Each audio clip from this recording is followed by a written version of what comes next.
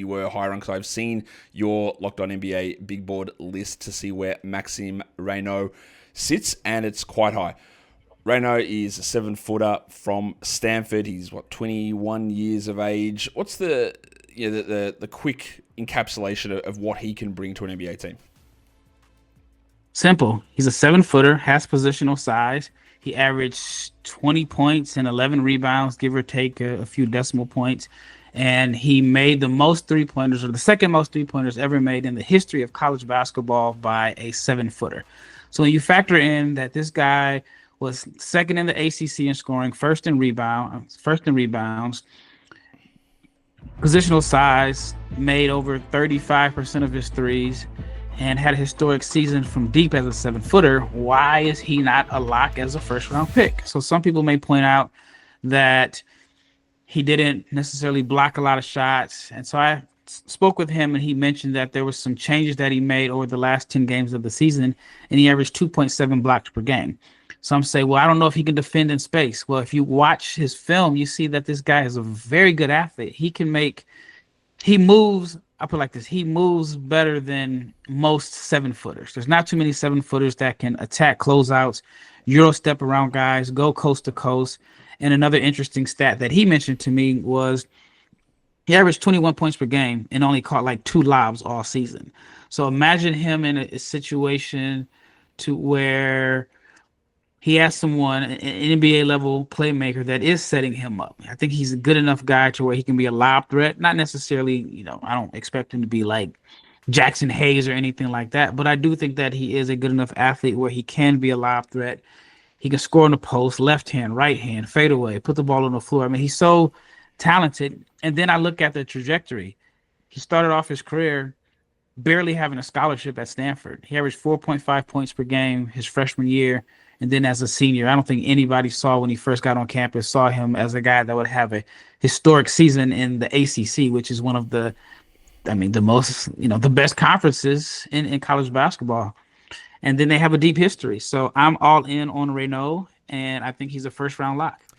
Interesting that you say that he's a lock, because again, a lot of people have him in the second round. I've seen him have him quite high. Now, for example, like we had a 7-foot rookie this last season that was one of the more high-volume three-point shooting rookies at 7 foot of all time in Quinton Post.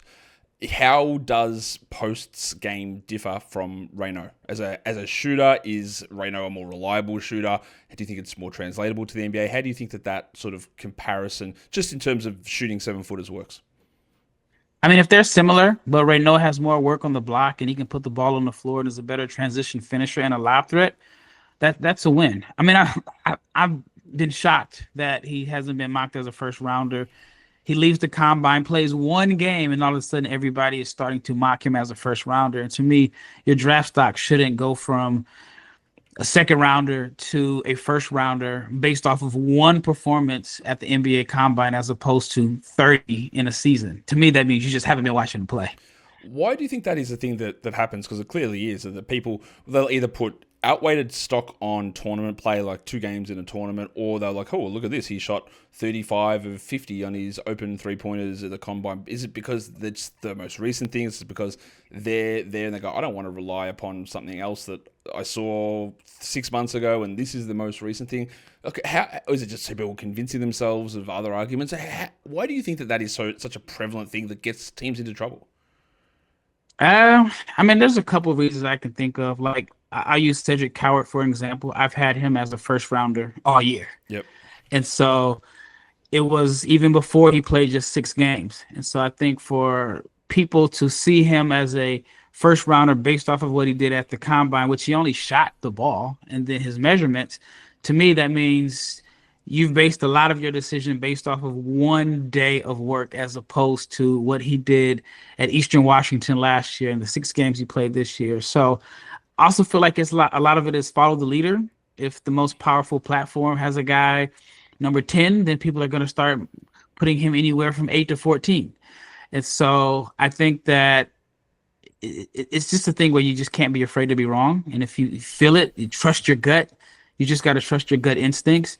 And that's why I've trusted it with Raynaud all year long. And when he had a good performance at the combine, I wasn't shocked. But I am kind of shocked to see everybody starting to move him up now.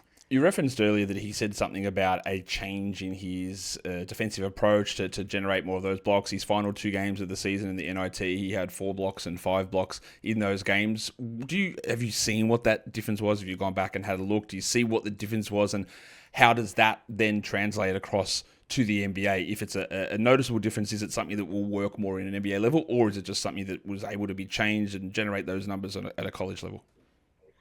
Well, I think for sure he's going to apply some of the changes that he made. He had mentioned to me that early in his career at Stanford, he was just kind of taught to wall up. When guys come to the basket, create a wall, not necessarily get blocks. And then he talked about just overall like positioning. And he mentioned it was 10 games, or I think it was like 10 games he had mentioned. And so I know over the last 7 games, it was 2.7 blocks per game. And then at the combine, I don't remember how many blocks he had, but he did show that he could defend in space. So I think for him defensively, he's going to be fine. The concern that I had for him coming into the season was, it's like, man, for a guy that's so tall and such a good athlete and such a good rebounder, he's not much of a rim protector. And then I feel like he addressed that concern a little bit this year. 10-game sample size is not like a big pie to choose from, but I feel like it's enough to show that he can protect the rim.